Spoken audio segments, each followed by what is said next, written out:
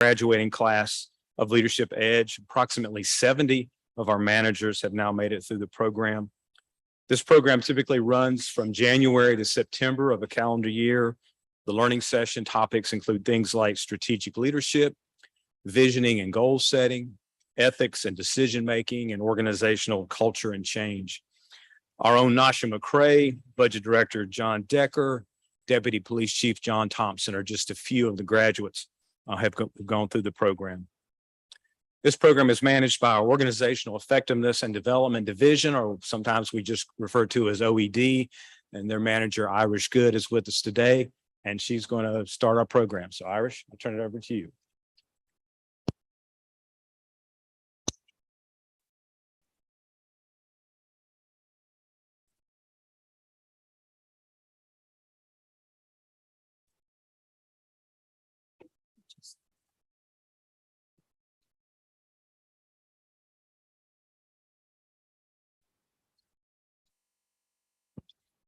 Mayor Pro Tem Johnson, while they are getting set up, I just wanted to let you know that City Manager has joined the meeting.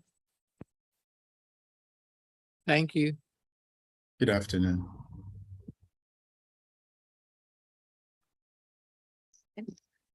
Good afternoon. Thank you for allowing us to be here to present today. I want to acknowledge the 2022 Leadership Edge participants, as well as to give them an opportunity to present their capstone project.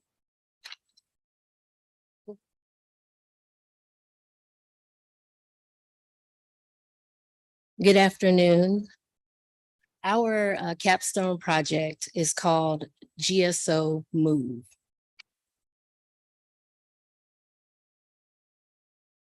In our 2022 Leadership Edge cohort, you have Lydia McIntyre with Transportation, Letitia McNeil with the Office of Community Safety, Kevin Preston with Fire, Chris Marriott Field Operations, Tommy Joseph Libraries, Jason Randazzo Police, and Justin Flint Police.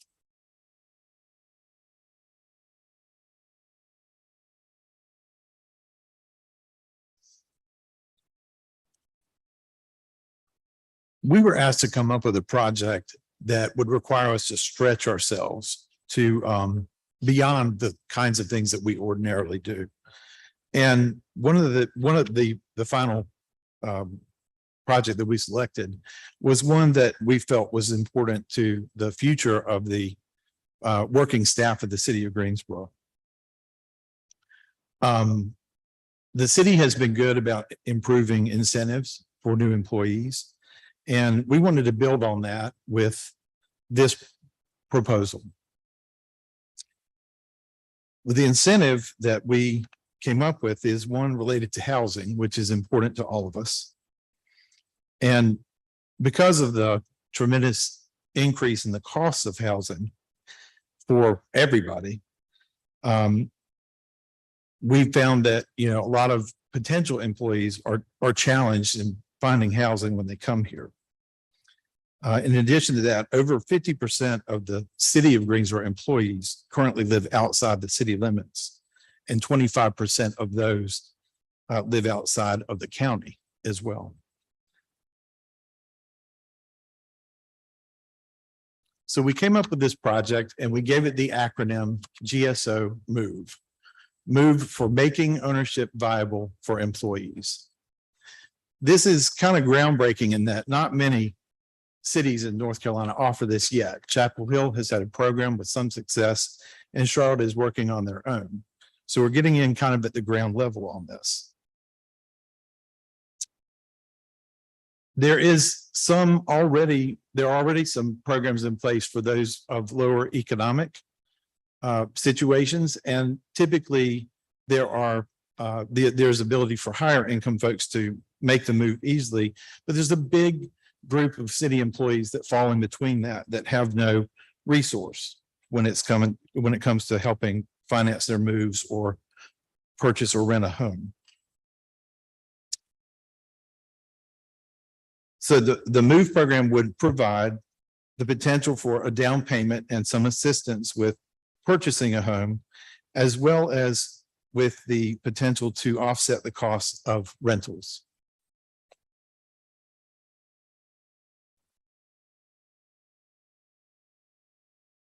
Chris Marriott with Field Operations, part of this Leadership Edge team.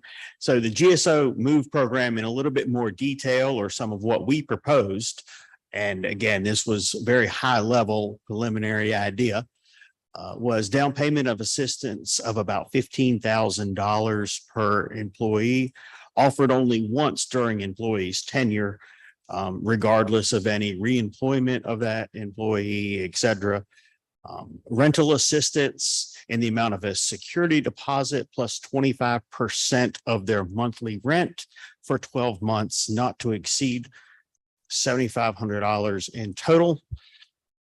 And employees who use the rental assistance and then decide to purchase a home within city limits would be limited to that combined amount of $15,000 under what we had come up with a proposal.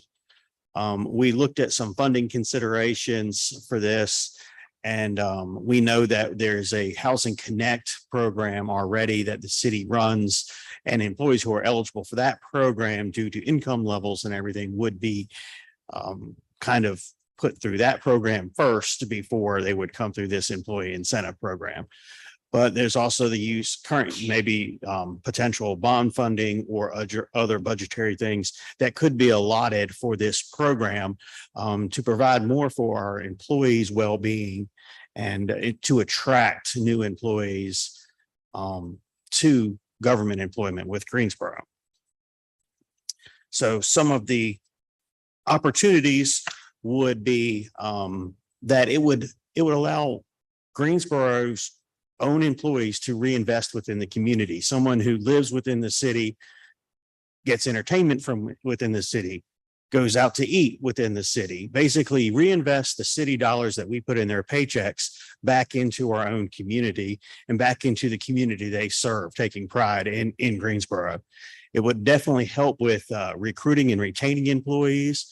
Anyone who's been out trying to interview or at job fairs, et cetera, knows that one of the number one questions that the younger workforce, those probably under 40 years old, definitely new graduates, are asking is, what are your incentives?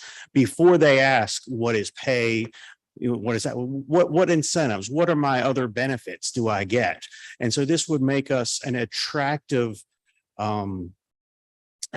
employer on that job market for people to attract high talent into Greensboro or keep talent from our universities in Greensboro. It helped with, retaining employees that may choose to live elsewhere because of this incentive. And we also know that home ownership is a major contributing factor to someone's economic and financial well-being. So if we can help city employees with that, then, we know that eases one burden for them and their families. Hello, I'm Lydia McIntyre with the Department of Transportation. I'll kind of round out our presentation for today. Chris was able to talk about our opportunities. I just want to briefly talk about the,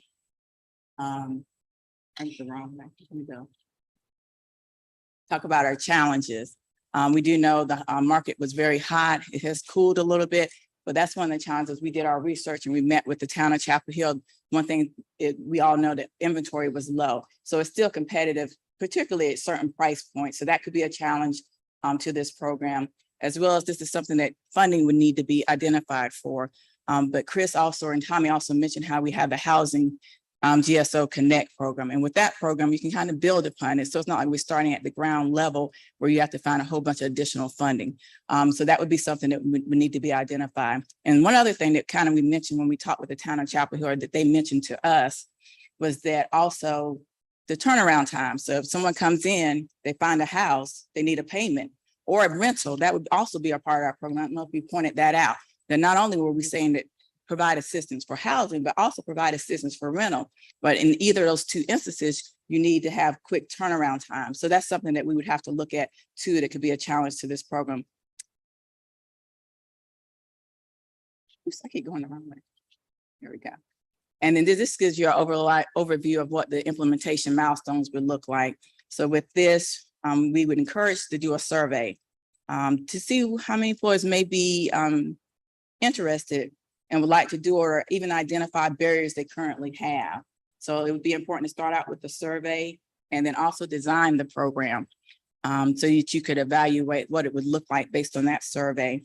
And then do a pilot program. It would be good to do a pilot program and have some pre-specified metrics that you would evaluate that program based on to see the success and maybe where there would be opportunity for change or improvement.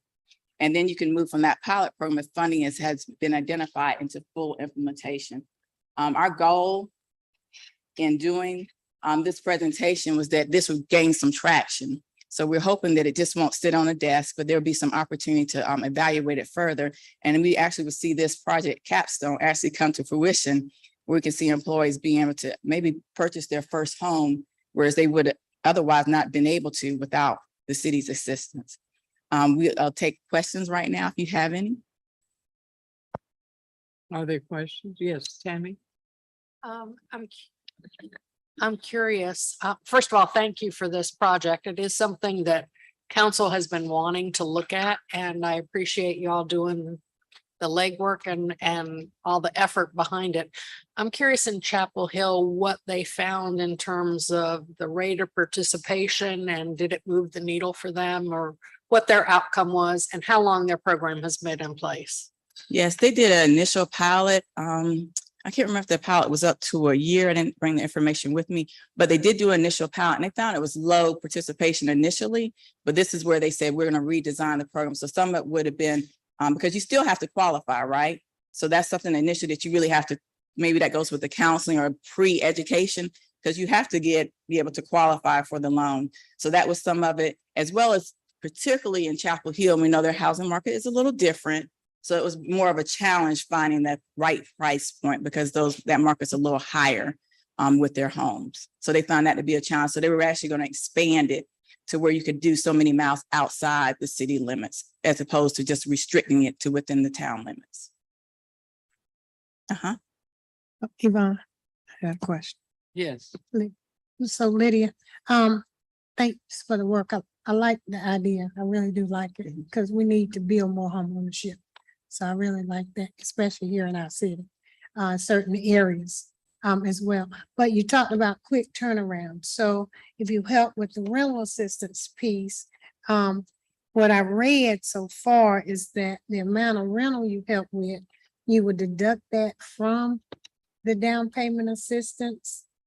So- But have you thought about maybe helping with the rental assistance, and then if they get qualified to buy, still give them the 15 down payment, because that would be a great incentive, I think, Yes. to add to that.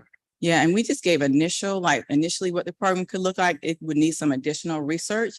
And I think we initially were saying that even if they did participate in the rental assistance, if I'm understanding your question correctly, they still could possibly be able to get the home buyers assistance program. And if we think about how the city has the existing program, it could be that I move to this area, I work for the city, I get the rental assistance maybe through our program, but then later on I'm here, I decide where I want to live. I've been here a little while, got my salary.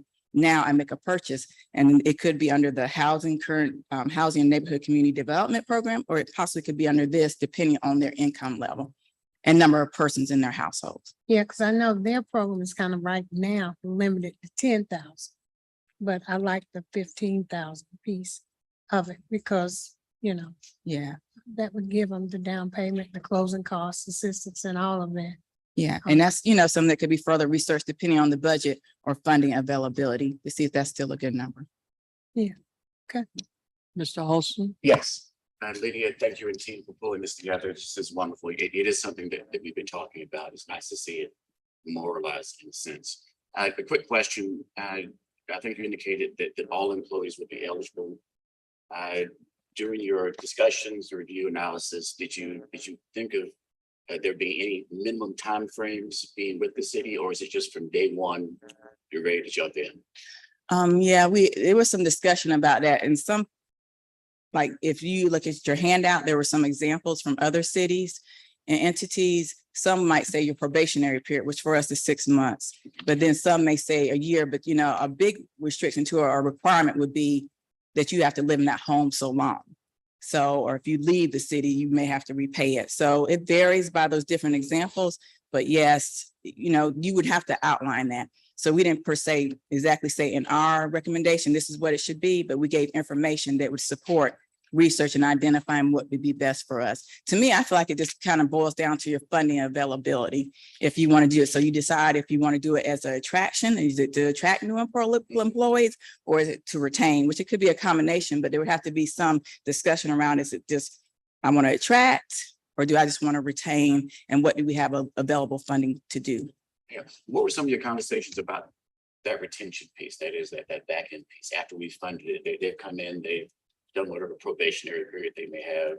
They're here now, and then all of a sudden they get this wonderful opportunity in High Point or Charlotte or Durham. Yeah. So then there would be an agreement that when they sign and get that money, that if you leave within a year or 5 years, I think some were more like at 5 years, that if you leave after that, before that time frame, that you would have to pay that portion of that money back. Or it could be prorated depending on how many years you stayed within the home.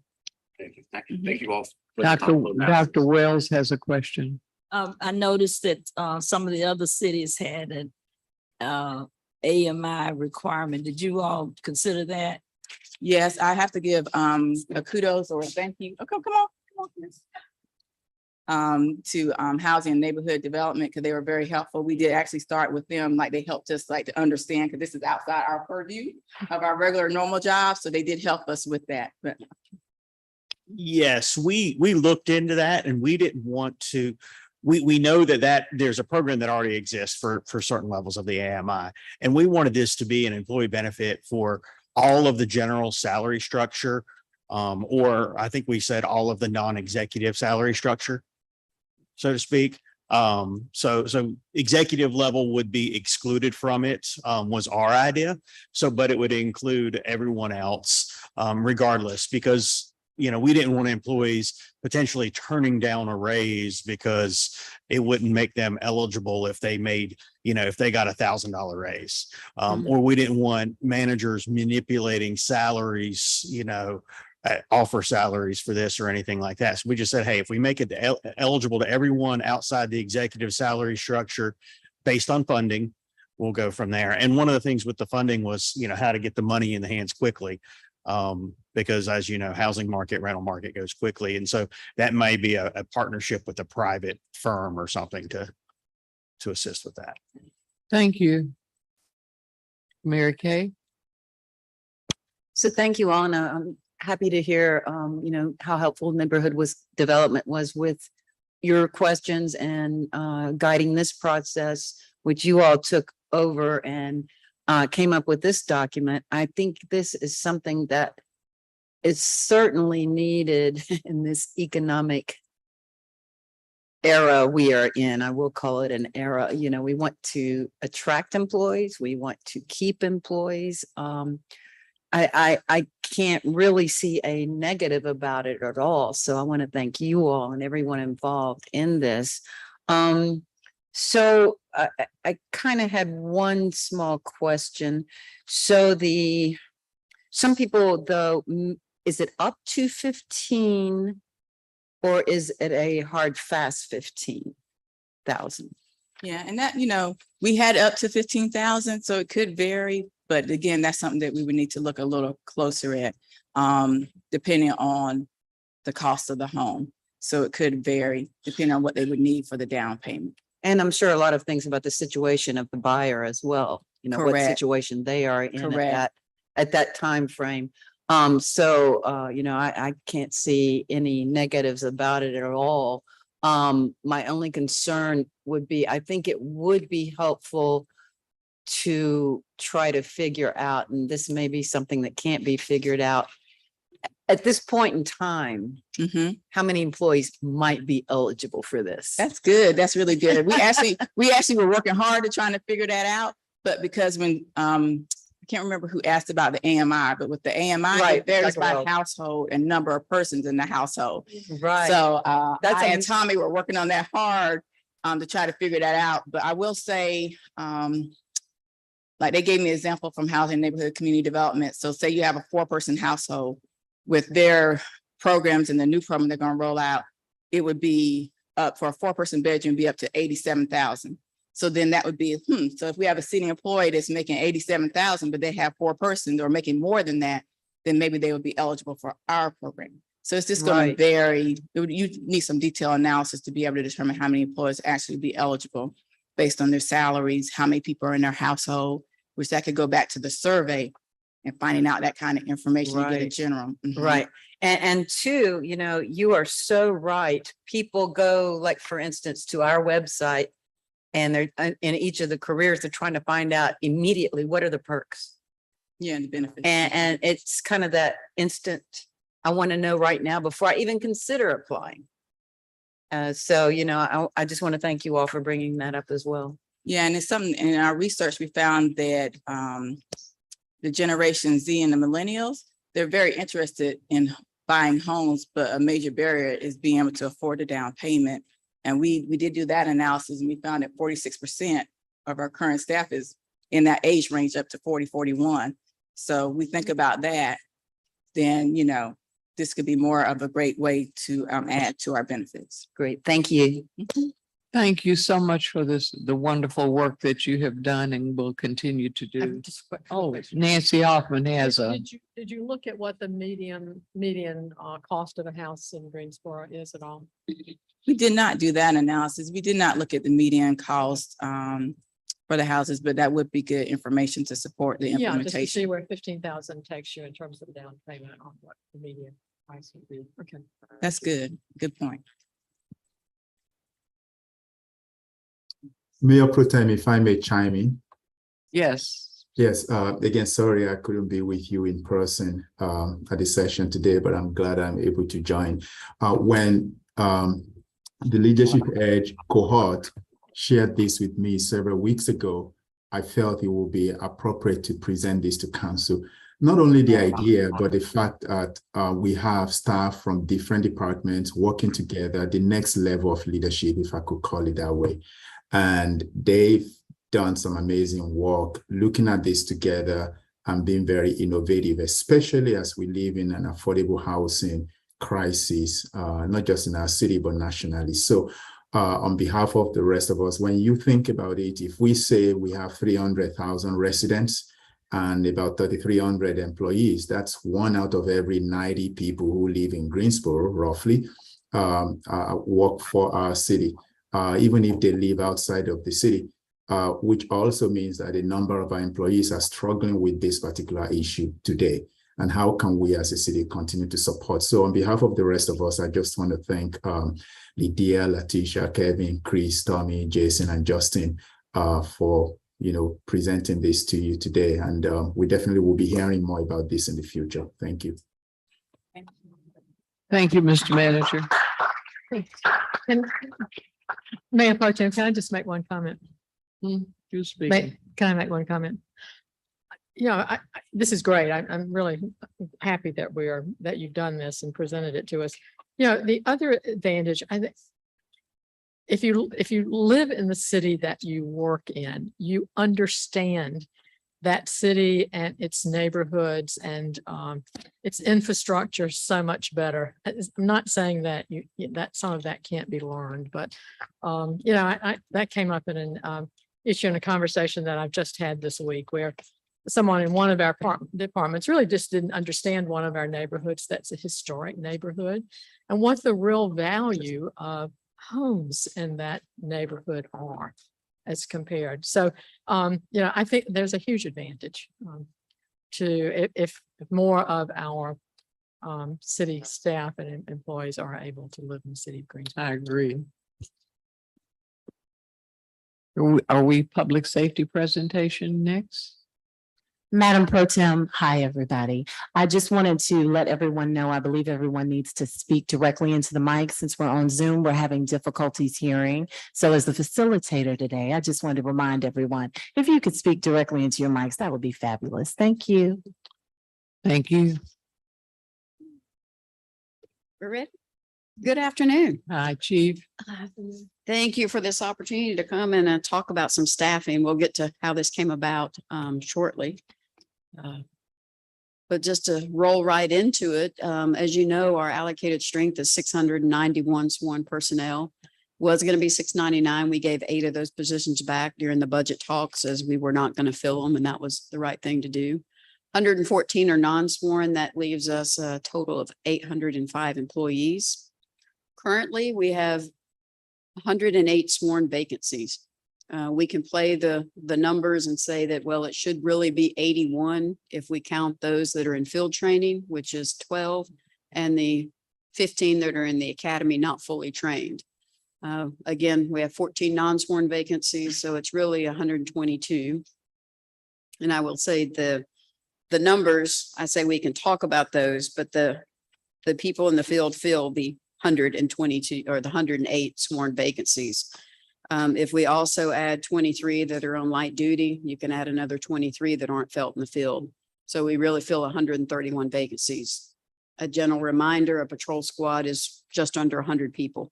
So we're operating without a full patrol squad. If you really want to look at the 4 patrol districts, that's what is felt in the field.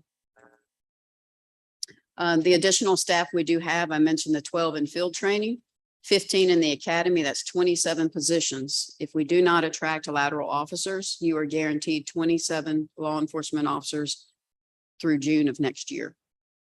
I'll be honest, we have a lot of recruits, not a lot, at least 10 to 20% don't necessarily finish the police academy. So we may lose, we started with 18 in this one. And some of the heavy academic blocks are at the beginning, and we've already lost 3. We lost 1 just a change in career path. They were making too much money in their private sector job to take on the challenge right now of this job. So we're down to 15. We can, if we go by averages, we'll probably lose 1, maybe 2 more before the graduation in March. But that is the staffing that we will have through, like I said, June of 2023. As we compare to other cities around, we only have a 15% reduction if you count the 108 true, or the 108 vacancies we're filling right now. Charlotte Mech is running around 15% with 292 vacancies. And as you can see, we are doing a lot better than Durham, High Point, Raleigh, or Winston.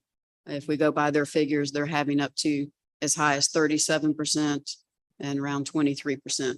So it's not unique to Greensboro. We will say that.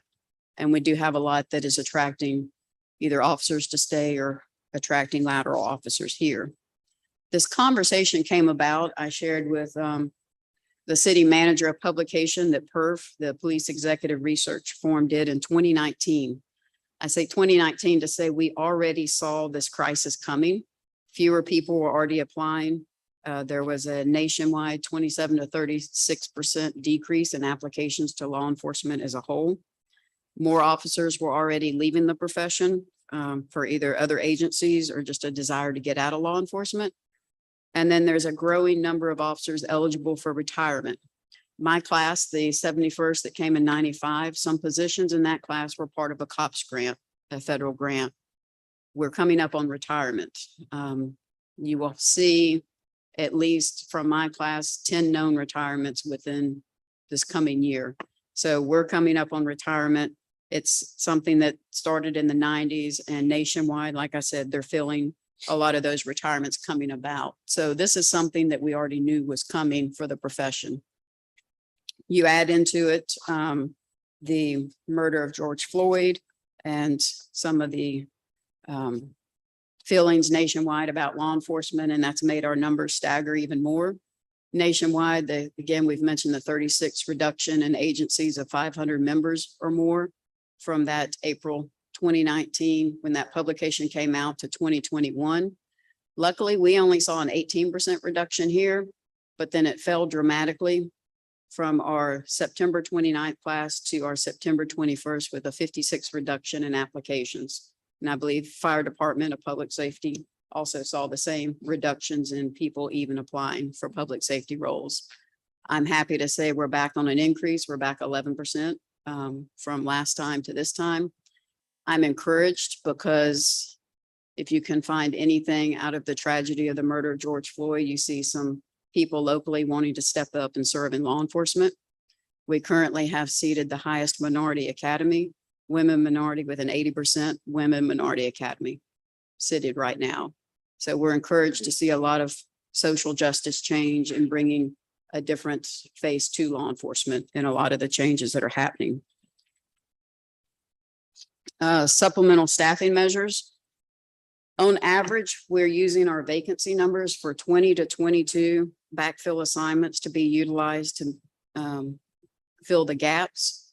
But as of August 1st, I had to pull specialized units to fill additional patrol gaps. That means your detectives that are doing follow-up on cases, some of our vice narcotics officers that are proactively trying to get drugs off the streets are now having to go back into call answer capacities. And it's going to take away from some of the follow-up. As we move forward, last month we had to activate 77 officers for special events.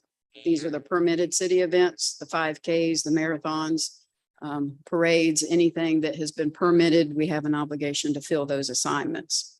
When you get calls from some constituents that need police as off-duty assignments, keep in mind, last month, there were 2,890 off-duty assignments entered. 885 of those went unfilled. We always have to fill city-sponsored events. So when you drill down, there were 2,013 jobs by private companies, nonprofits, wanting a police officer to assist with an event. And 645 of those went unfilled. So the community is feeling when they want additional police support, the lack of personnel we're able to provide. We're also looking down the road. We may have to start looking at some specialized units and not just pull them part-time to do backfill, but to temporarily collapse the units. We'll look at what roles the police have had sworn personnel in that may be civilian personnel that can complete the same role. And moving forward, our priorities, again, I mentioned you're only guaranteed the 27 bodies from now to next June. So we really have to focus on our lateral officers coming over here and enticing them, whether it be through pay and incentives. We're still working with city HR on bolstering some incentives to have officers attracted here. We've done 26 job fairs this year. We utilize officers with our HR department. We have some officers part-time that will go out in addition to their regular assignments and participate in job fairs, trying to attract new hires. We're working with the legislation to try getting the property damage crash. We've talked about that with y'all at other council briefings to get civilian crash response. I'm looking into how we can get the state to incentivize working in law enforcement. And similar to the COP grants in the 90s, we need state or federal incentives to join the profession. We will be moving forward, hopefully in the next few months, with a modified alarm response. Again, y'all have seen the number of alarms that are false alarms, and we truly need the sworn resources to respond to the 911 calls. And then again, I discussed using civilian patrol for current sworn positions. Kind of ran through that. But I think y'all have seen the staffing situations coming, and we talk about incentives. This is why it was so important to get those salaries up. I know we have another 4% increase scheduled for May of next year, but we are competing greatly with area departments, and we are starting to take steps of reducing services in some areas.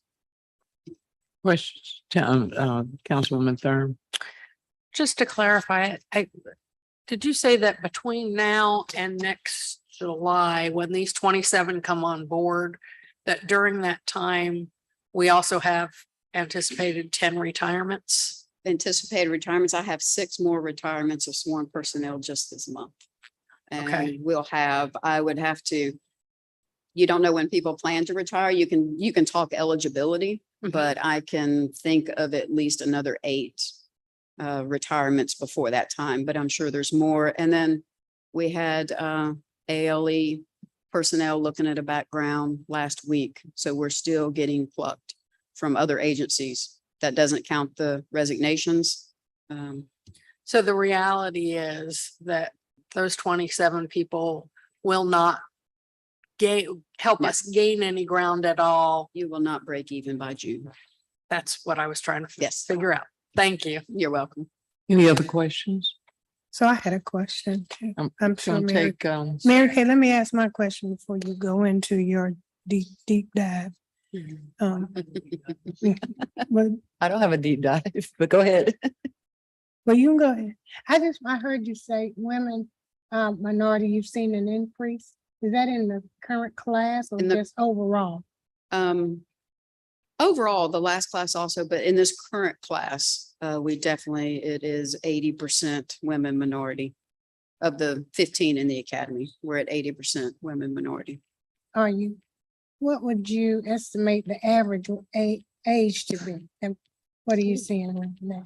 Average age, I'll get you a firm number later today. But we have, unlike in the past where we usually would see 25 and less in the years I came, it has gone up. A lot of people are looking for pension careers later in life. I'm going to put the average around 30, but I'm not sure on that. I'll get you a definite number later today.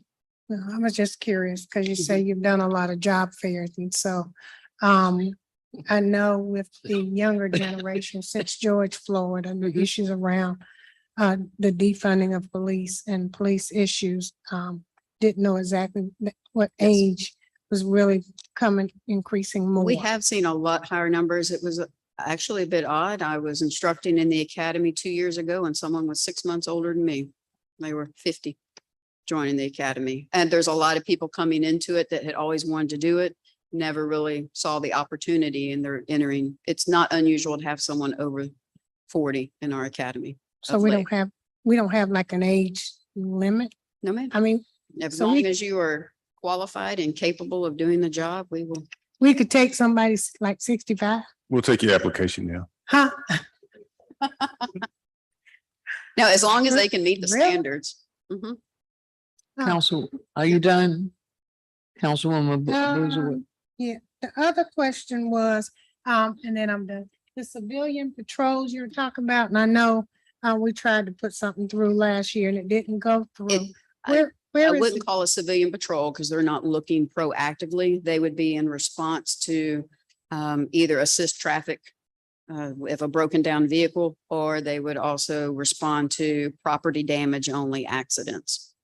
Have you seen that really popular in any other areas? It is popular in other areas that right now we have state legislation that we need to work through to do it. know. I'm still looking and I talk with transportation and partnering to get some vehicles similar to IMAP vehicles on the highway to get what we're going to call GMAP vehicles to help with traffic assistance around Greensboro, because there's a lot of functions that can be done that don't require a sworn officer to alleviate calls. Thank you. Councilwoman Boozer. Yes, I was going to ask about the traffic Mhm. type, but I think you've explained that pretty well. Also, I know that, there are so many citizens who want to help Yes. in different ways. And I know, the Citizens Academy, Police Citizens Academy alumni assist quite often in endeavors like Operation Yuletide. And I know I'm going a little bit out here, but some communities have seniors on patrol, things like that, where they kind of drive around neighborhoods and notice things that might be able to assist our officers. I don't know if anything like that could ever be considered. And I'm curious as to, it said, take some non-sworn people doing the job of sworn people. That would create a whole lot of particulars and procedures there, would it not? But there would be some transition, honestly, to onboard some civilian personnel to train and do the jobs would take some time. I would say the community support, strong community watches always help, because then they would have a close relationship with a community resource officer. And instead of calling 911, if they could utilize their own community members and their relationship with the community resource officer to have a better understanding of problems in the neighborhood. We always welcome our community watch members to have meetings to keep them updated on initiatives that would help alleviate 911 calls. Yeah, and I think a lot of that is going on now and with some of the coalitions that are in the city of Greensboro. We, Sharon and I were on a Zoom last night, and it just showed how the community was able to get hold of the officer, and the officer could get things going in certain areas and alleviate some of the criminal activity. So it's very helpful. I would say the other thing in relation to planning would be to work closely with the planning department when you want to plan your 5Ks. We were going to have to do a major activation this coming weekend with some of those, and the planners between police and Greensboro planning were able to change the course, the run. It may not be what you envision for your 5K, but if it takes less resources on the city Right.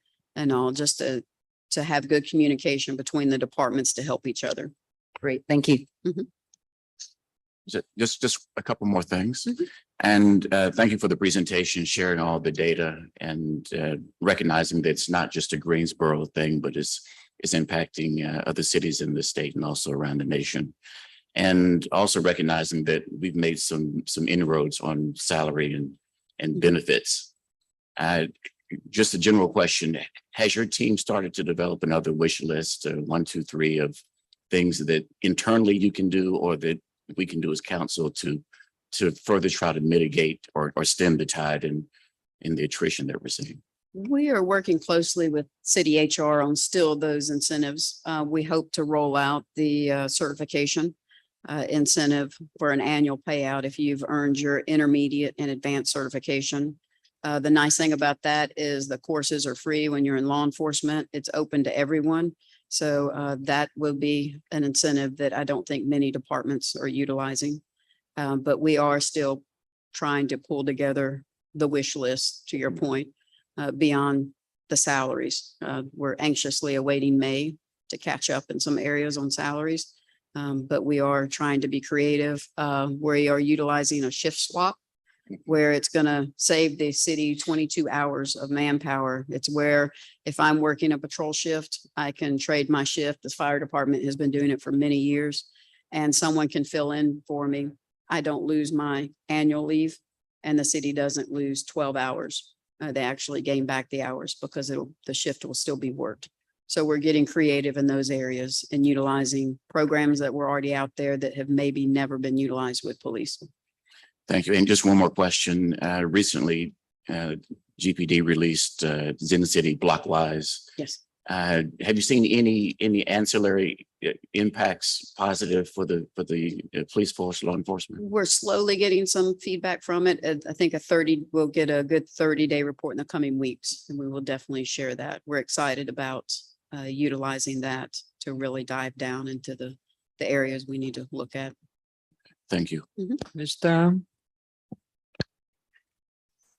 I know we talked about, I don't know, maybe 6 months to a year ago, the impact that we had on the college graduate degreed, offering more pay for degreed, the fact that we offer just a one-time bonus, but our peer cities around offer additional pay every year.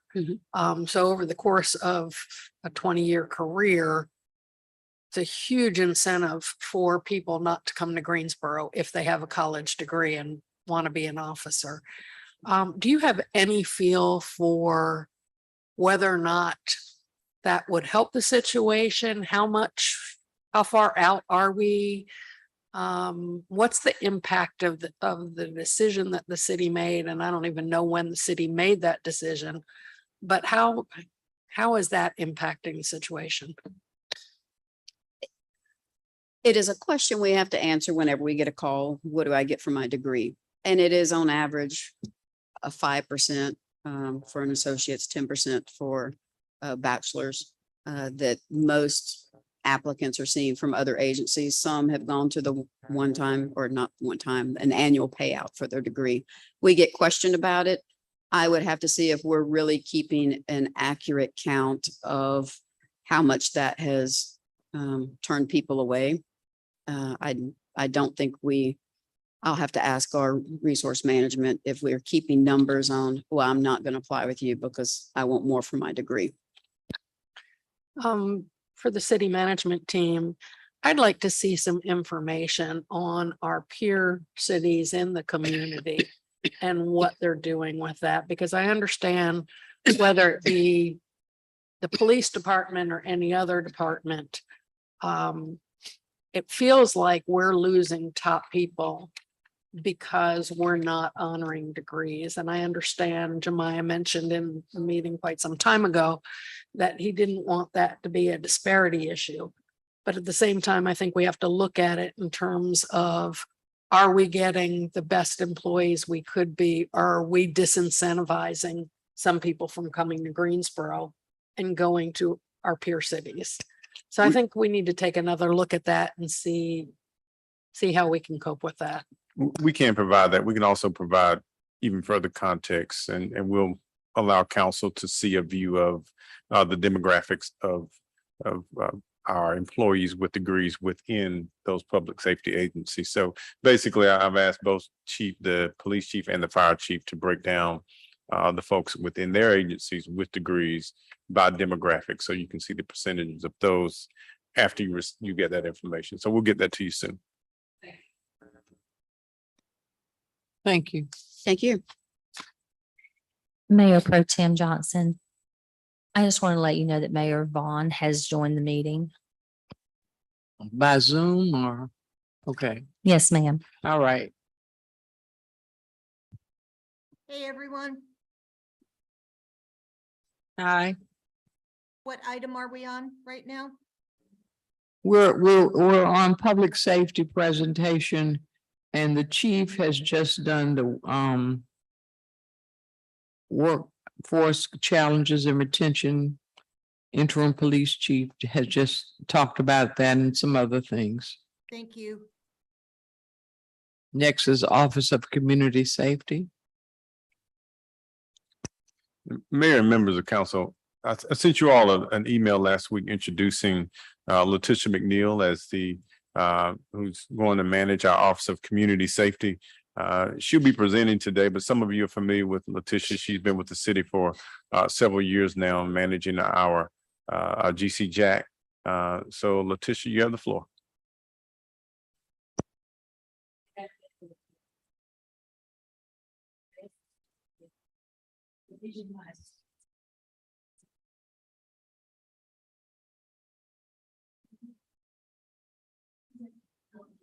Like, okay. Okay, I was like, I felt like I heard myself clear the first time, but either way. So my name is Letitia McNeil again, and I'm with the Office of Community Safety. And I'm really excited to stand before you all today and talk about this new office. The mission of our office is it's a cooperative effort, and that effort is between the residents of Greensboro, city leadership, and the Greensboro Police Department, and we want to develop safe and healthy neighborhoods through collaborative planning, community action, and policy advocacy. And the Office of Community Safety aims to ensure equity for all persons who live or visit our area and promote integrity, honesty, and a sense of community. We are located under the city manager's office, and we are charged with helping to maintain a high quality of public safety and community response that the people of Greensboro deserve.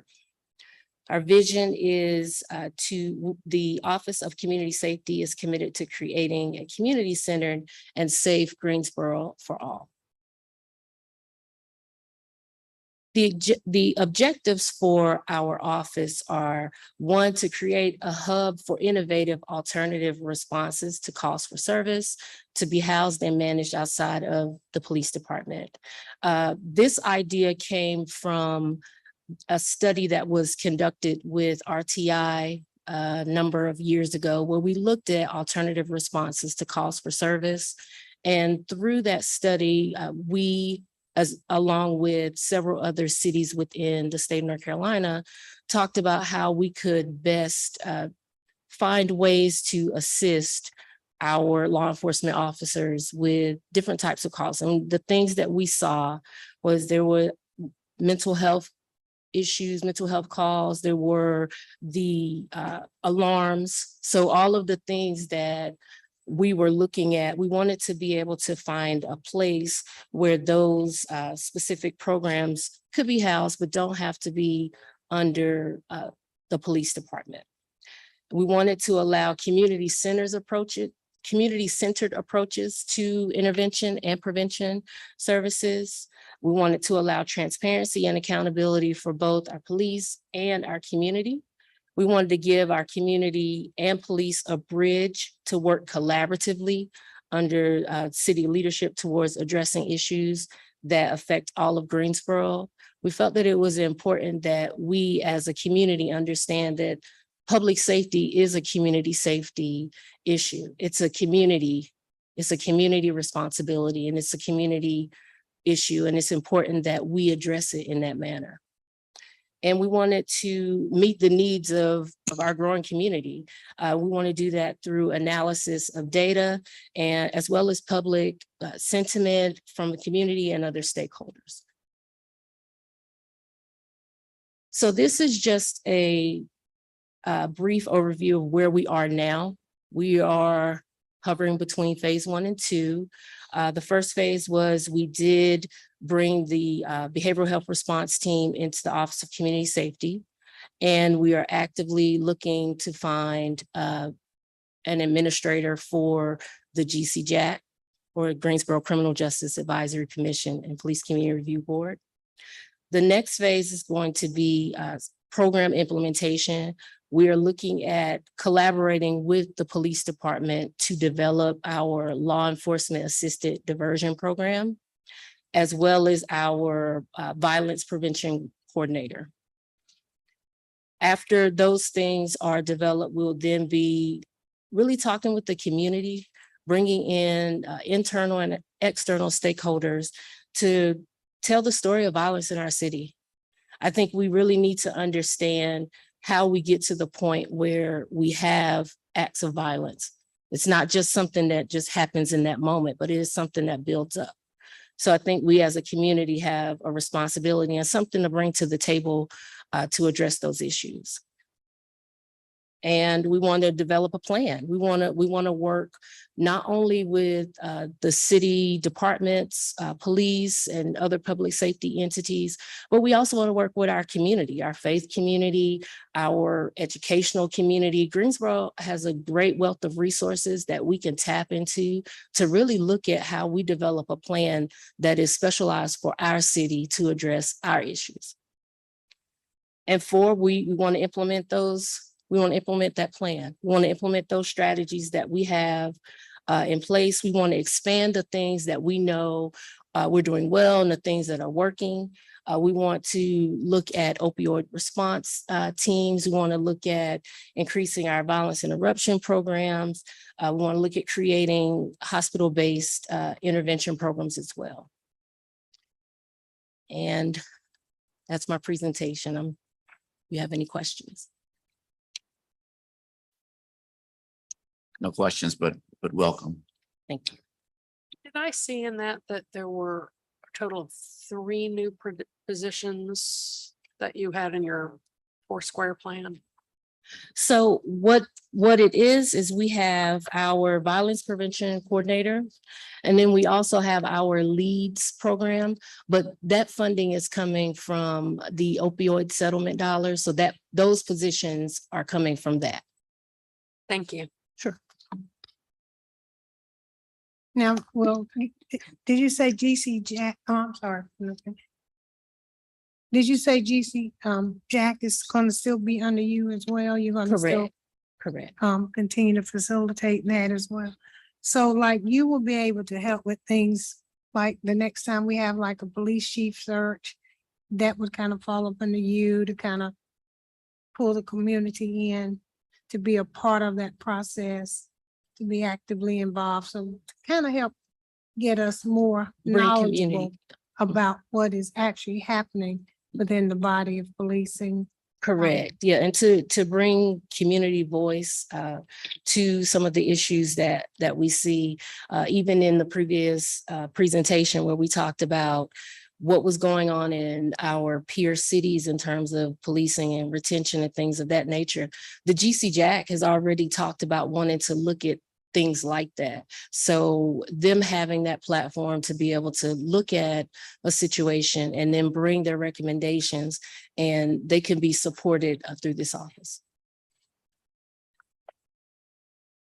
So I don't think I have. any Thank you. questions. Thank you. Thank you very much.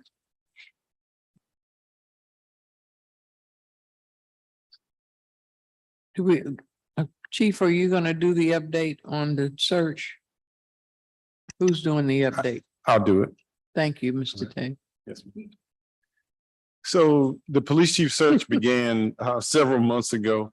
One of the first steps obviously was acquiring a search firm. Development Associates has been assisting us.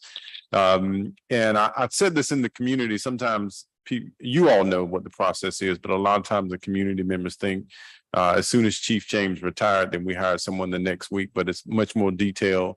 As you all know, you had opportunity to have some conversation first to build what you wanted to see and contribute to the identification of the job posting, which went live on September 15th, and it will close on the October 17th. I've been checking with the consulting firm. We're up to about 13 applications now, which we have a very diverse pool from across the country. I will admit to you all, I thought, okay, 13. But the search firm let me know that that's about standard for right now. Most applications come in about the close of the process. The process then will go into after the job listing closes, we'll begin to analyze the candidate pool that we have.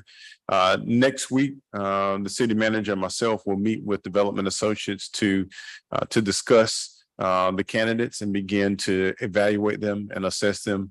As that group is narrowed, they will endure a phone call by one of the consultants, Mr. Putney. I think a few of you met Kerr Putney, who is the former police chief in Charlotte, who's done a phenomenal job. I'm very excited to have him with his experience and his knowledge, and having come from a large agency to help us identify a candidate that can fit what we need here. Also, he came and had some conversation with some of our community members, and which I felt like were really good. And it showed me that he has an embrace in what our community is looking for, and what we need to see in a candidate. So as that process moves along, the candidates who progress through will go through an EQI test, so that we can be able to identify behaviors within our candidates. As we narrow that pool, we hope to hold an assessment center that will not only be comprised of peer professionals, but also of community members. I've reached out to a number of community members. As soon as I won't give you their names now, as soon as I get confirmation that they can do the 2 days, I'll get those to you. But ultimately, after that process takes place, we strongly feel that will allow us, myself and the city manager, to be able to identify the right candidate for our city. And I'm ambitious, but I feel like we'll be able to place someone in the police chief role by the first of the year. First of the year. Yes, ma'am. Any questions? Trey, about how much activity and input, how many people in terms of residents had input with all those meetings combined? Do you have a feel for that? So I think we had about 144. I may be wrong. I'll send you all, when we give you some more updates, I'll send you the exact number, but I believe off the top of my head was 144 people that took the survey. Roughly around 15 to 20 people who attended the in-person sessions, and then between 30 and 50 people who attended the virtual sessions that were in August. And I've received a number of emails. And again, I feel really good about the consultant who's been here. He's been very open, providing his information to get feedback directly from community members to contribute to the process.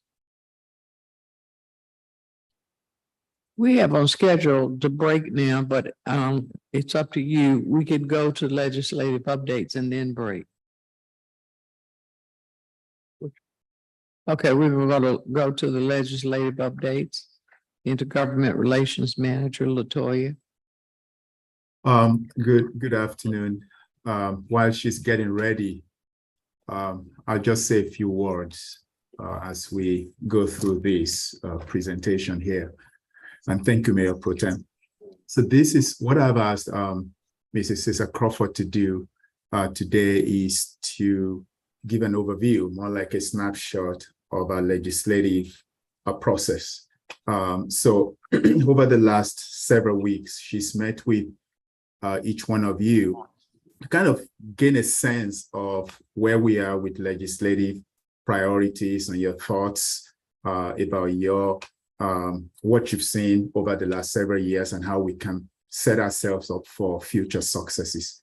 She's also met with different departments, directors, offices. She's met with our different lobbyists at the federal and state levels. She's had very robust conversation with our city attorney's office as well, because they are part and parcel of developing the legislative process. And so today is not really a deep dive as much as an overview of the conversations she's had with the mayor and each one of you, as well as our department heads, and then share with you what the legislative process will be like that will help us define what our priorities will be, or at least what the legislative agenda will be. This is, of course, also an opportunity for her to introduce herself to you. It's her first presentation to council. I think she's been with us now for a little over 2 months. And I think that she's done a really good job in helping us to connect the dots when it comes to creating a very vibrant legislative process for us. For me as a city manager, at the end of the day, I want to make sure that our taxpayers get a return of what they're paying into, especially when it comes to federal funding that goes to Washington, so that we're not losing funds to other cities, that our taxpayers get the benefits of what they do. So it's a lot of pressure on Latoya to say, bring home the funds. Let's not just rely on earmarks. Let's be competitive for grants and federal funding opportunities. Let's push the boundaries of what's possible so that we can continue to compete successfully and effectively with other cities and communities in the country. So I'll yield to her, and then if there are questions at the end that I might help with, I'm sure she will call on me. Thank you. Thank you. What time is your daughter's graduation? Oh, it's not until another 2 hours. Oh, okay. Good. Thank you. Well, tell her all the council says congratulations to her. I appreciate it, Mayor Pro Tem. Good afternoon, Mayor and council members. Thank you to our city manager. It's a pleasure to stand before you today and to review the legislative agenda process for our fiscal year 2023 at the state level in preparation for the upcoming long session of the General Assembly, and at the federal level as we prepare to respond to the opportunities that are available as a result of recent federal legislation. Our council has, of course, on a yearly basis, produced a legislative agenda, both at the state and the federal level. So what is it? It is a program of proposed legislative initiatives to support policies and programs of our city government. Our city council adopts federal and state legislative agendas to guide its advocacy in a given legislative session, and the agenda serves as a unifying voice for our mayor and our city council. The intended outcome is for us to be able to leverage federal and state opportunities and policies to enhance our city services to our residents and our businesses. Which takes me to my role. I want to take this time to tell you how honored I am to serve our city. I understand that this role is brand new, and thank you for the opportunity to serve in this capacity. So what does the Intergovernmental Relations Manager do? The goal is to serve as a conduit to help us build on our legislative successes while making sure that we have a coordinated approach to competing successfully for federal grants and working with our municipalities statewide for stronger advocacy for our current and our future legislative items. My position also manages our state and federal lobbyists. In October 2021, the council convened to go over and to adopt our city's strategic priorities, which are listed now as affordable housing, public safety, equitable investment, public transportation, sustainability, homelessness assistance, job opportunities, economic development, and trash removal. I want to note that these priorities are listed, but they are not necessarily ranked. I have met with each council member to gain consensus that these priorities are still accurate, and all council members have agreed. I wanted to take the time to highlight the priorities as we develop our current legislative agenda, because best practice states that our agenda should be aligned to our strategic priorities, that it should be concise, and that it should also tell a story or a narrative that we can share for each item that will resonate with our delegation moving forward.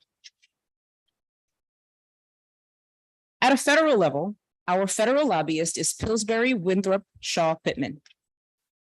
And these are some notable accomplishments out of the last session for US Congress that support our city's strategic priorities. Our city has certainly received funding as a result of the American Rescue Plan Act and the Bipartisan Infrastructure Law.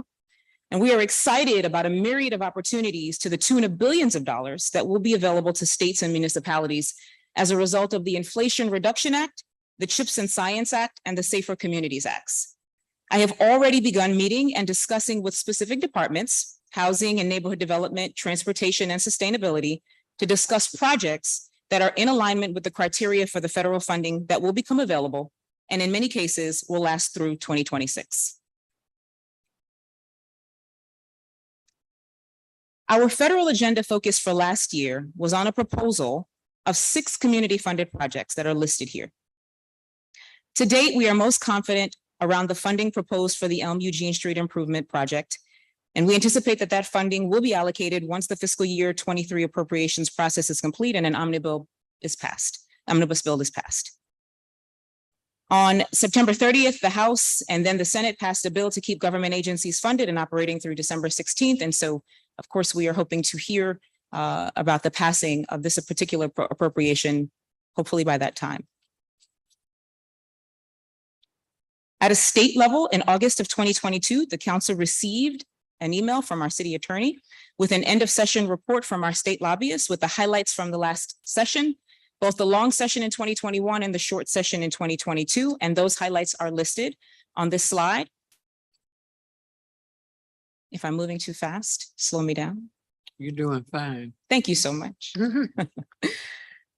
Our state agenda for the city of Greensboro was an 11-point agenda. Those 11 points are listed. What is italicized are the 4 endeavors or the 4 initiatives that in fact received either legislative success by either becoming ratified into law or were funded in the Appropriations Act.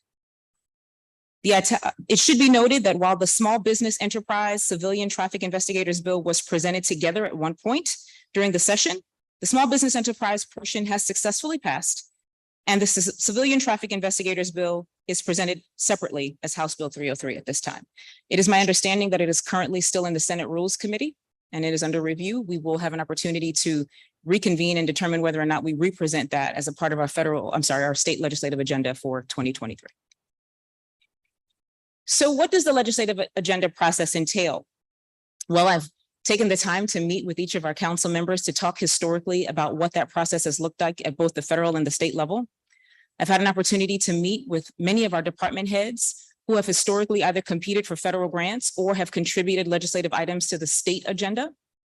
I have worked with our mayor to do an item review, and now we will present those items to you as a council.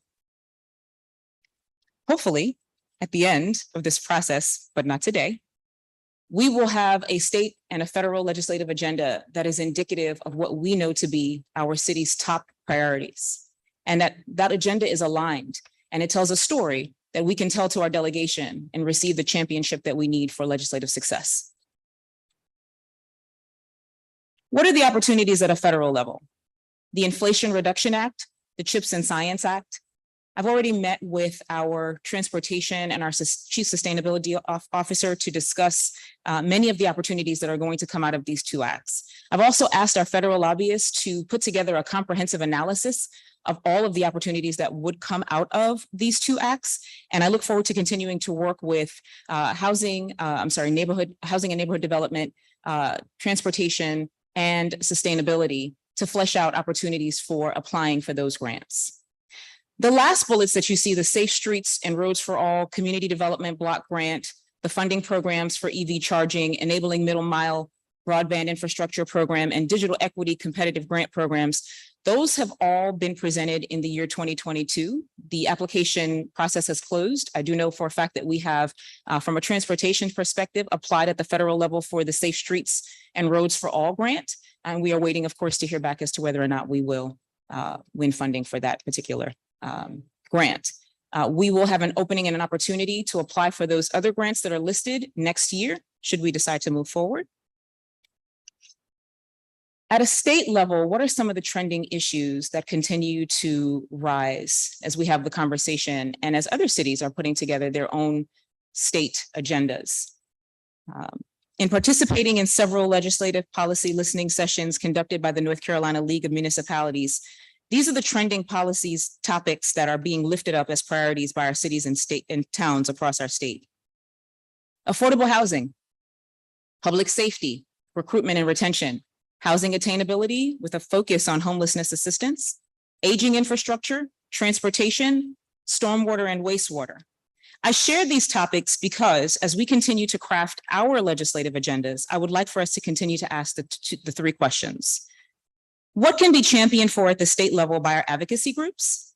What should we be championing for in Greensboro's state agenda specific to our own priorities?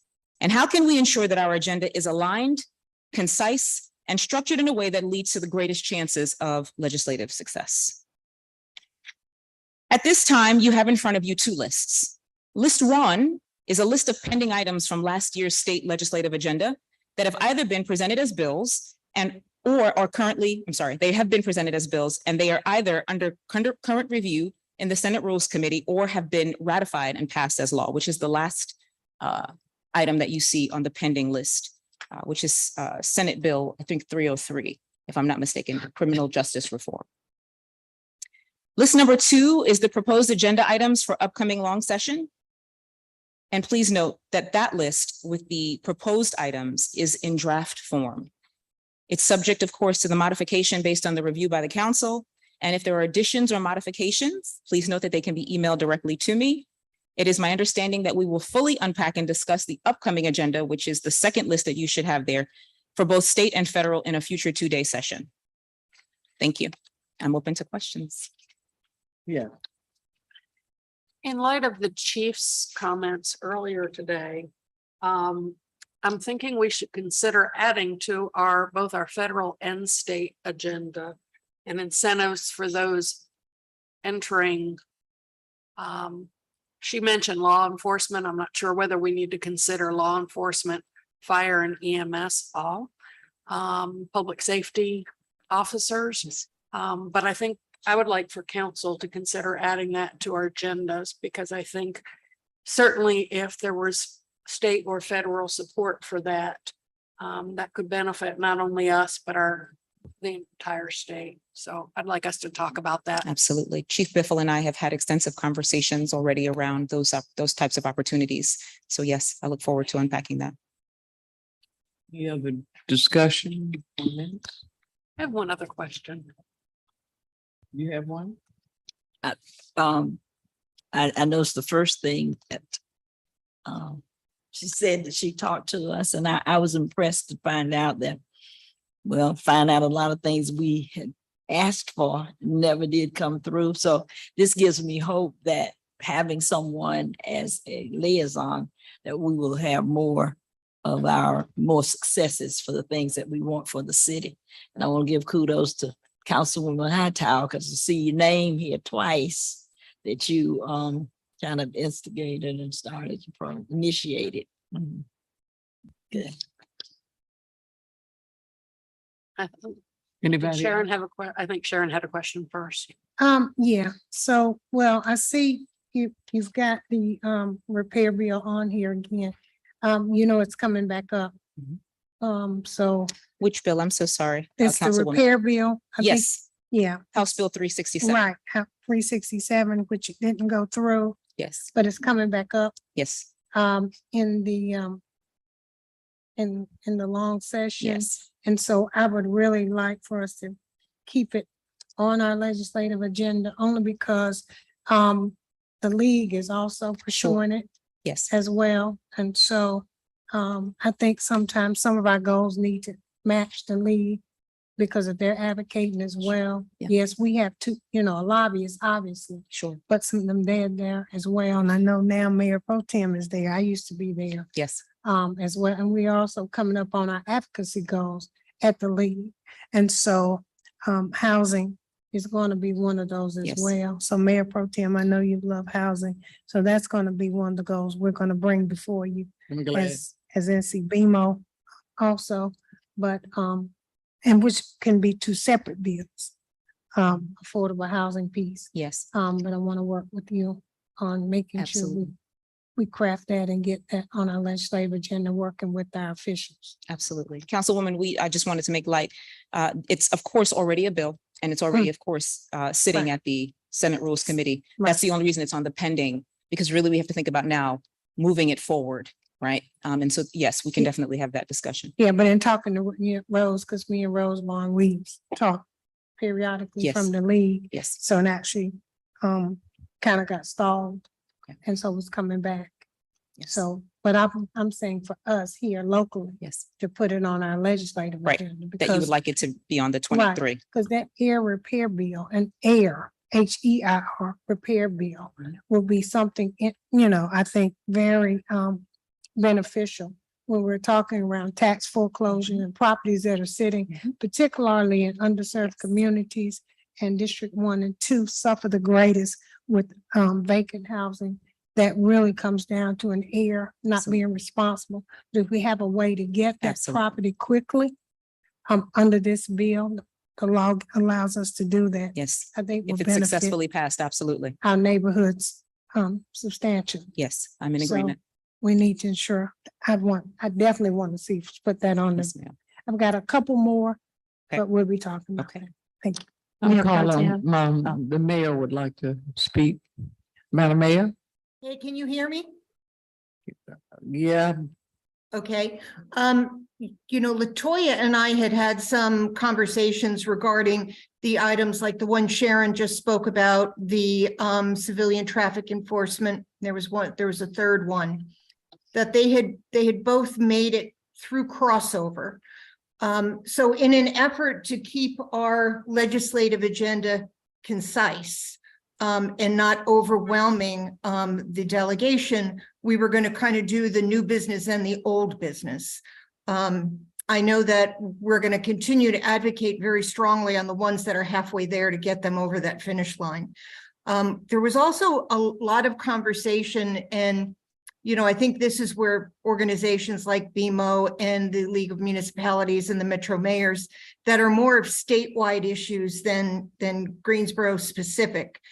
So we were having, I think, a hard time deciding what was Greensboro specific, and then some of these other legislative items that are really statewide legislative items, something that we wouldn't get just by ourselves. So I really appreciate all the work that Latoya has done and how she's reached out to everybody and touched on most of the departments. So I think in the long run, we're going to have a really good product. Might look a little different than it did in the past. thank you, Madam Mayor. Mayor Pro Tem. Mr. City Manager would also like to say a few words before, I think he's on and he would like to say something as well. Go right ahead, Mr. Manager.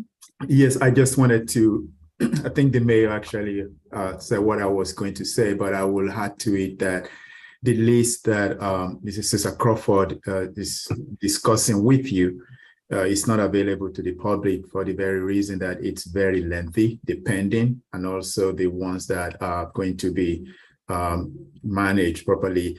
We wanted to make sure that you highball them. So we spent last night and early this morning walking through them.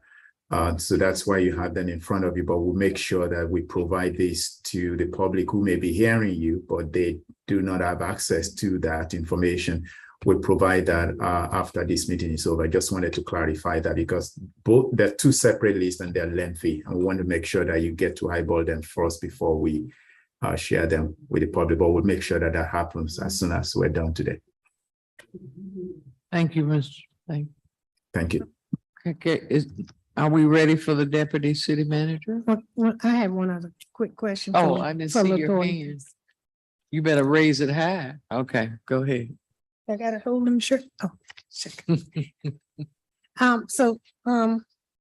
Latoya, one other thing, where's the RFP for the new lobbyist? Because we've had the same lobbyist and while he's done a good job, Yes. So Councilwoman, I am managing the state RFP process. We have two that are happening right now. And our Assistant City Manager, Mr. Davis is managing the federal. So which are you speaking of, the federal? state. Okay. Well, federal was important too, because I've never spoken to the Yes. federal one, period. Yes. But I have Sure. interacted with the state one, obviously, but So the state RFP request or the solicitation for state lobbying services was released last week. And you'll be happy to know that we did a slightly different innovative process this time around so that we could spread the canvas. We have actually outreach to every North Carolina certified lobbyist in the state of North Carolina to make sure that the canvas was larger than what we've normally done in the past in terms of soliciting for that RFP so that we could have a much more equitable sort of canvas in outreach. and I understand that. I appreciate that. But did you put a local piece to it? Because I think part of the issue sometimes for me is making sure that our lobbyists understands what we are doing. They understand the goals that we have, as you just outlined, and what we've said are our goals. Then our lobbyists need to know those things are most critically important. While, yeah, they're down there having conversations about the various bills and how they're moving through, to know exactly what we really want to be focused on, to me, is critically important. So I think it should have a local flair piece to it to say, I think it's great. We have to be equitable, no question. But I think to be selfish, we need to make sure our interest is most represented in the lobbies. Would you mind sharing that with me a little bit more extensively? Can we talk more about what that would look like potentially in the RFP process? Certainly. Okay. Yeah. Thank you. Thank you. Yeah, that's right. Thank you, Mayor. Any other questions? Thank you, Thank you. Mr. Assistant Manager. Mayor Pro Attorney. Tem. Oh, I apologize. Hmm? I- City Attorney Allen, you want to speak or what? Mayor Pro Tem, I was just here in case an issue came up about the legislative process. You just keeping us legal, right? Okay. Mr. City Manager, Mayor Pro Tem Johnson, if I can, just one add-on to the presentation. oh yeah, I'm gonna let that, you can do that, but City Manager, we're gonna take a break right after Larry speaks, and if we can convene with you at 3:10, I would appreciate it. Not a problem. I'm here for another hour, so that's good. Okay. Thank you, Mayor Pro Tem. Just one other follow-up to Just Latoya's one. presentation. She noted several of the items that are on our federal efforts in the last year to year and a half. One of the items that you will recall back in the spring, we received earmark funding for the CAD replacement system, the replacement of our computer aided dispatch system. That process has been approved by the Department of Justice, the COPS office that actually manages that application. So we've been formally awarded those funds, and that RFP for replacing that system will actually be out on the street in the next week or two. So just wanted to share that. That's with good. council. Thank you. We're gonna break. We're gonna come back at 3. 3.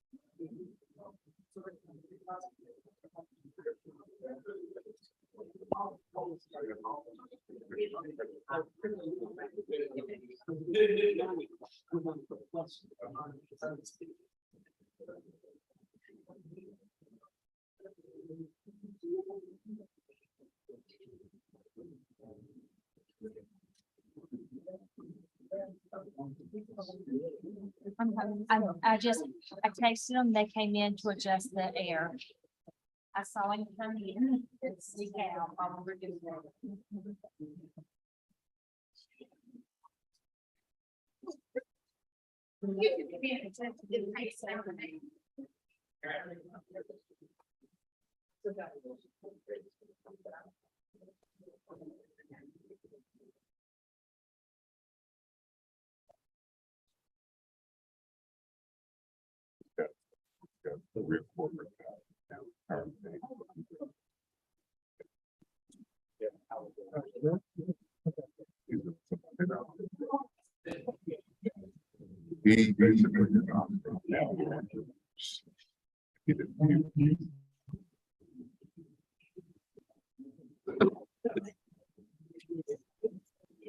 Sure.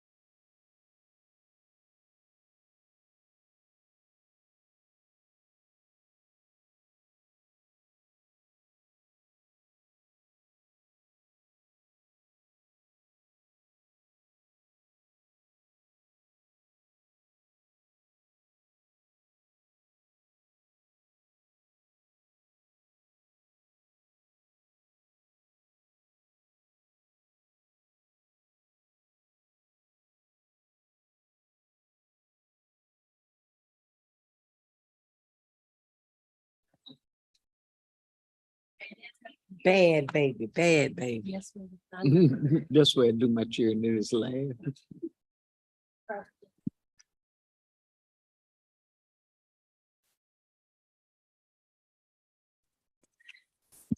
Mr. Manager, can you hear us? Yes, I can now. Can you hear me? We're ready for you. Okay, thank you very much, Mayor Pro Tem. Good afternoon once again.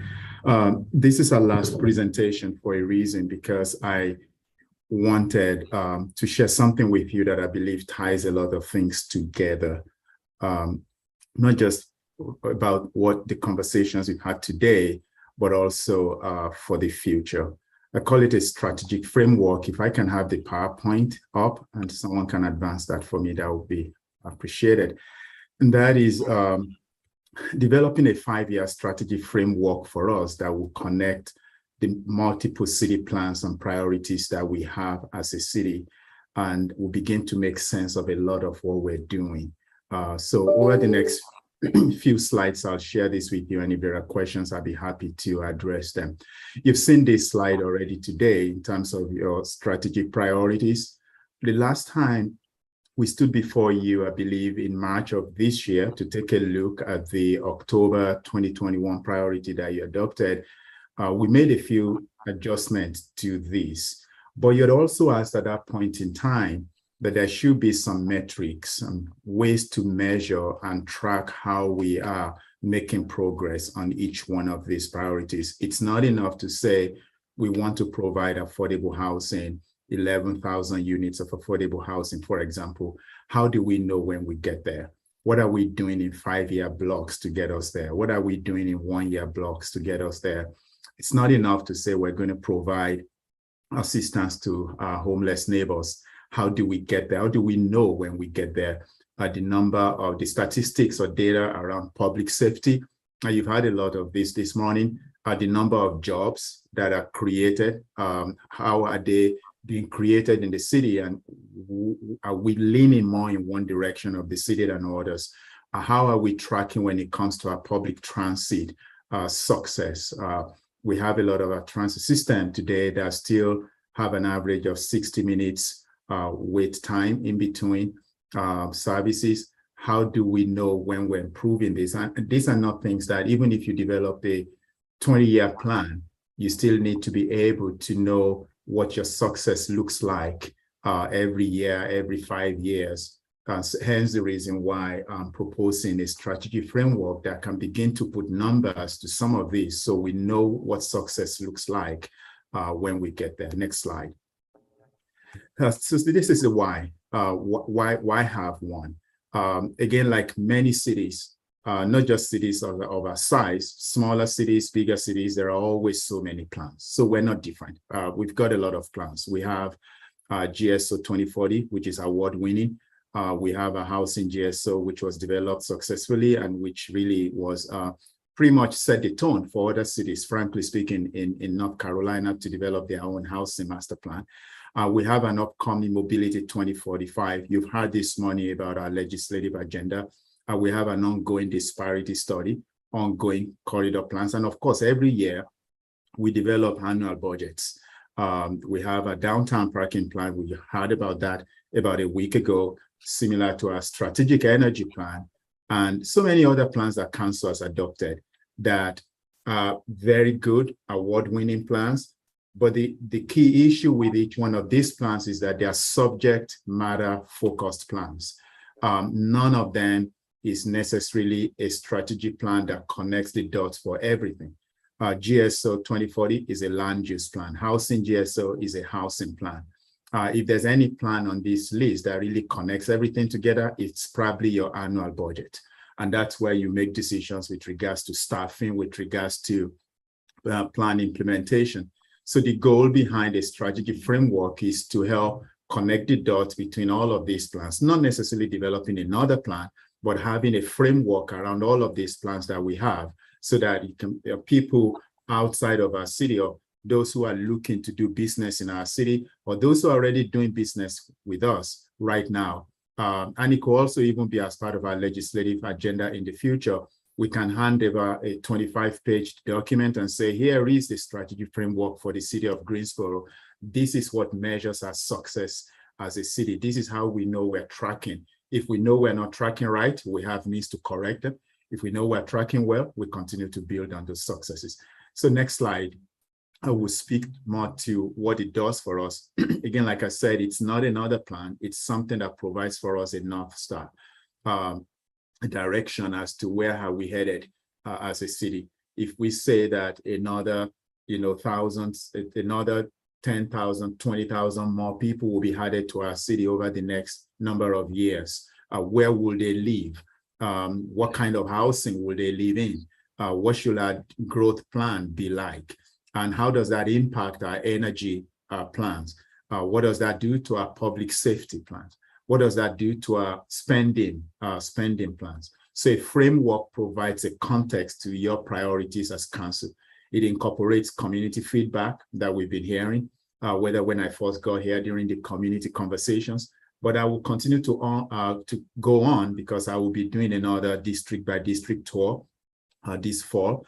And so as we hear different things from the community, we want to make sure that our framework aligns with what we're hearing from our residents and businesses, but also that they align with how we are actually spending money as a city.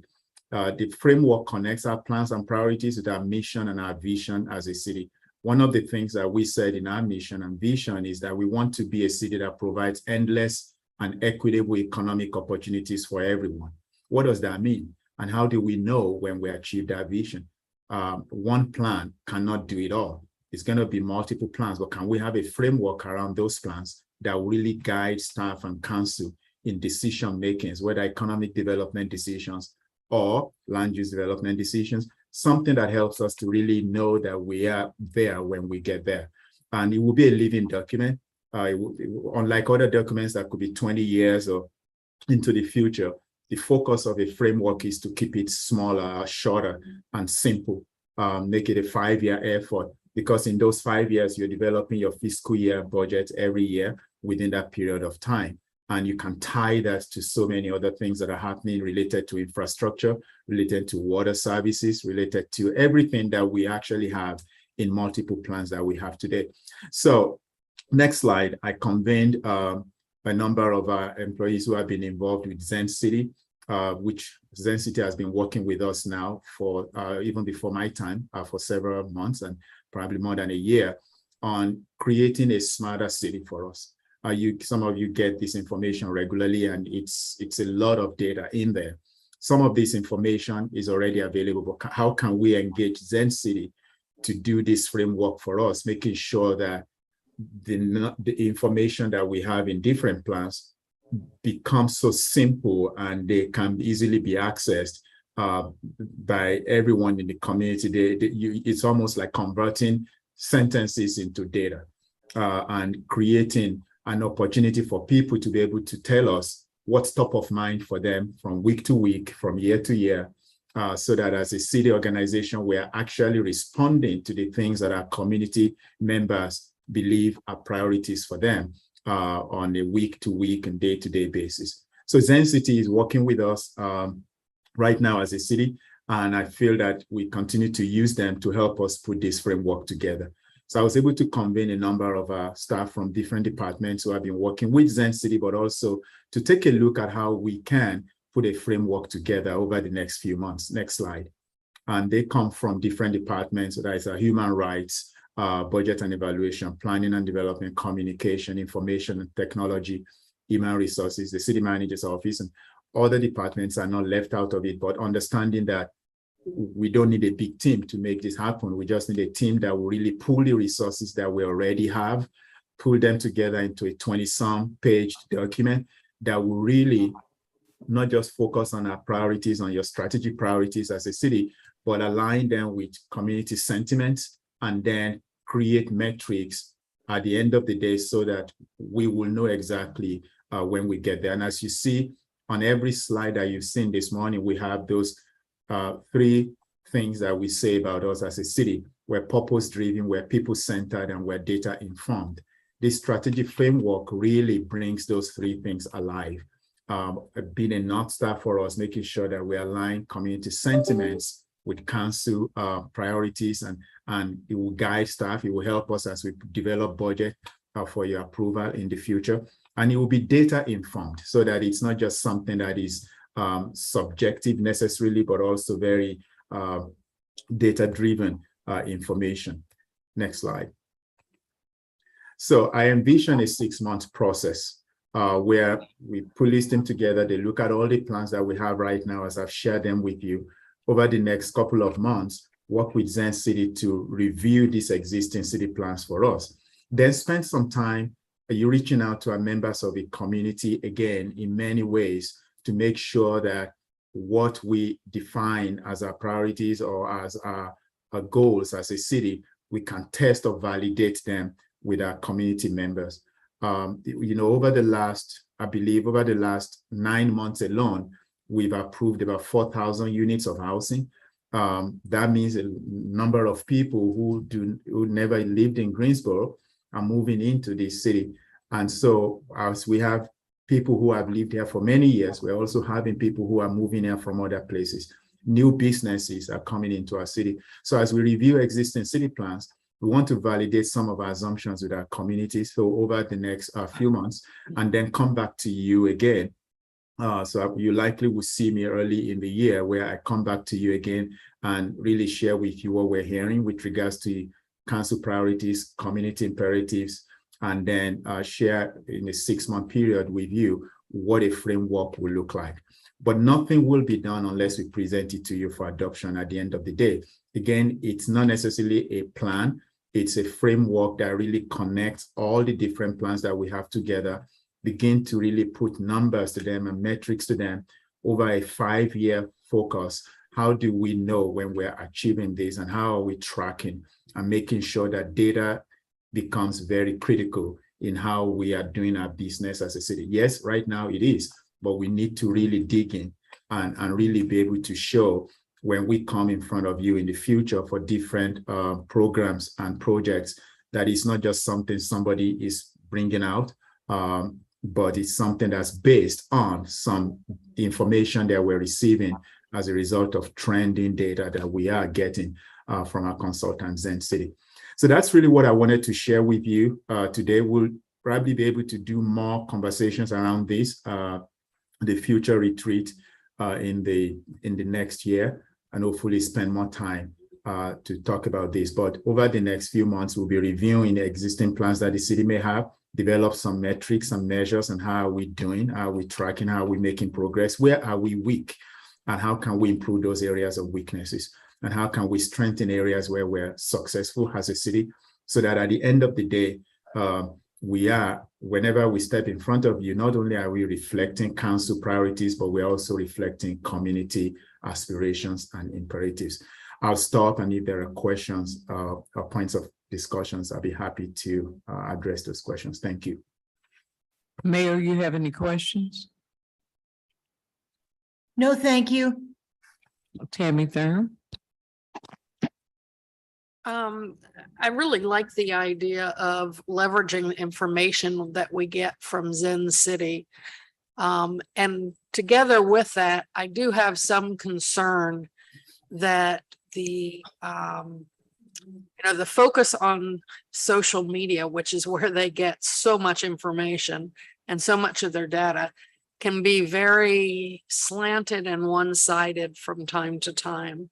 And I just want to make sure that we're not solely reliant on Zen City's information to build this framework and measure in this framework, because as we've seen on a national basis, social media can really impact what we're seeing and who we hear from and who we don't hear from. And I think we have to be cognizant of the fact that this plan has to work for all citizens, not just those that are active on social media. And so I really like what Zen City does, and I enjoy is probably the wrong word, but I'm interested to dive into their data at times. But I do think it takes an element of caution that we don't that we consider that there are a lot of people and a lot of citizens in our community who are not active in that area. Sharon Hightower. Oh, thank you, Mayor Pro Tem. Mr. City Manager, I had question for you down as we look down here.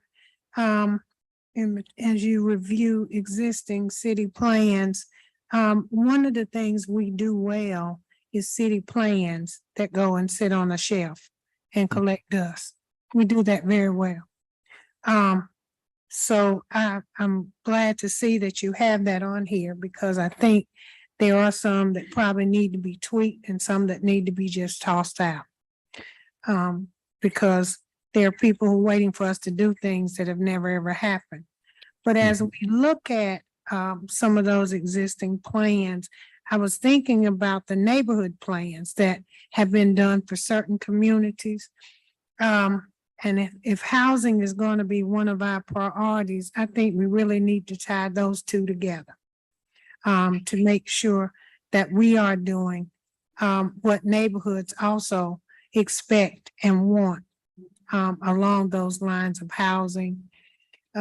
I've heard from several communities, as you know, concerned about the growth we have and the way we're growing. And even though we have a GSO 2040 plan for the city, it doesn't really address, I think, how neighborhoods feel impacted more so than just simply being a citywide GSO plan. So I'm hoping that you can tie those closer together, because as we develop neighborhoods in this city, they should be places where people have great qualities of life as well, as they feel they should be at least a 10-minute walk to any amenity that they would like to have accessible to them, whether that's someplace to eat or someplace to shop, someplace to recreate, if you will. And a lot of our growth is going so far out that those things are becoming harder and harder to do. When people are asking us about, what have you thought about this impact? Are we creating any kind of park space, any kind of green space within the content of that? So I don't think many of those other neighborhood plans probably address some of those things.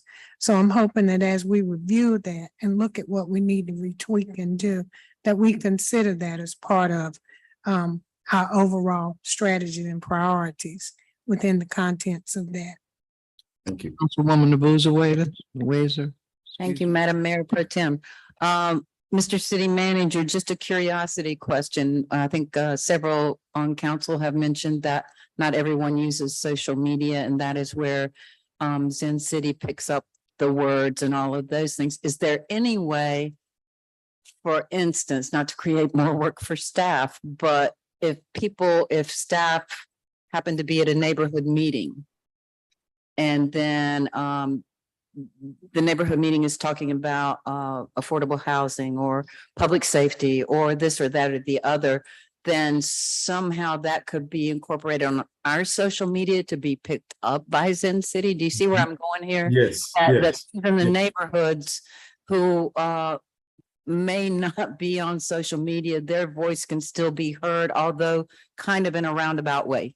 yes, Is it making sense? yes, it does. It does make sense. What you're saying makes sense, yes. And I will also clarify that we will not rely 100% Solely. on social. Yes, we will have to engage in person, and what we're hearing, and you get emails a lot from your constituents as well. And we're going to go through that. We have a Office of Community Relations that will definitely go through that. What are the things that we're hearing that do not make it to social media platform? Right. And those are going to be very important. Great, thank you. Thank you, Mr. Manager. Thank you. Who? You have one? I'm impressed with the trying to pull things together and know that we're moving in. Speak right into your mic. And know that we are moving toward a goal, because we have a lot of, you see the list of things that we have talked about that we want to do, But if we kind of package it and just move in the next 5 years toward bringing some resolve to those things and accomplishing the things that we have listed. Because as long as they just stay out there in the air and we don't really focus on them, they won't be accomplished. So I like the idea of having a plan to make sure the plans get done. Thank you.